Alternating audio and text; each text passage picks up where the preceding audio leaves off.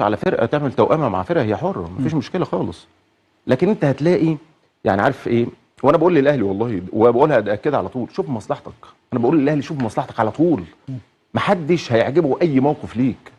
طيب هل لو في وقت من الاوقات مصلحه الاهلي جت مع نفس مصلحه الزمالك في مثلا شكوته من حكام، او مصلحته جت مع مصلحه بيراميدز، ما كانت هنا دي ده هنا ما يجراش، هنا يجرى حاجه انه يحصل نوع من انواع التضامن؟ سؤالك ده اجابته الواقعه دي اللي هي الزمالك بيشتكي من التحكيم المصري والاهلي بيطلب تحكيم اجنبي ومصر عليه.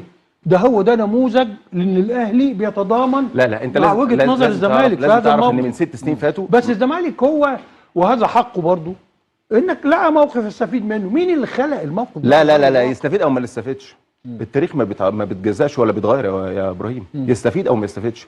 في 2019 الاهلي هيلاعب بيراميدز لو انت فاكر في الدوري. بيراميدز كان عنده وجهه نظر لا انت احنا ما نلعبش الماتشين وانت لسه ما لعبتش الاهلي والزمالك اصلا. أيوة. تمام. فننقل المباراه من مباراه دوري لمباراه كاس. فاكر الواقعه ديت؟ أيوة. خلاص الزمالك لا قتال ولا جمل في الموضوع اصلا. اوكي. بل الزمالك كمان هيلاعب المقصه، كان هيلاعب المقصه لو انت فاكر في الكاس، وبعدين قال لك لا ده انا مسافر العب في نهضه بركان ولا مش عارف ايه في اتلتيكو بيترو اتلتيكو.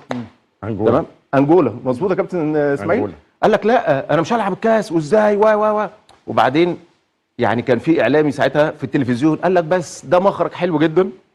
وفي واحد اسمه حاجه بكري يعني في المقصه مش فاكر كان اسمه بكري سليم. بكري سليم طبعا يعني له كل الاحترام والتقدير. قال لك ممكن ده يبقى مخرج ان الاهلي وبيراميدز يتاجل. تمام. بعدها ب 10 دقائق اقسم بالله 10 دقائق بس الزمالك قال لك لا انا هلعب مصر المقصه.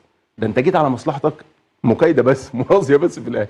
فاذا موقف الناديين من بعض بقى موقف الخمس ست سنين هم مع يعني واخدين في اتجاه ما يبقاش ضد مع الاهلي اللي هو ايه انا معتمد عليك السنه دي وهتخزني يا عم اعتمد على نفسك.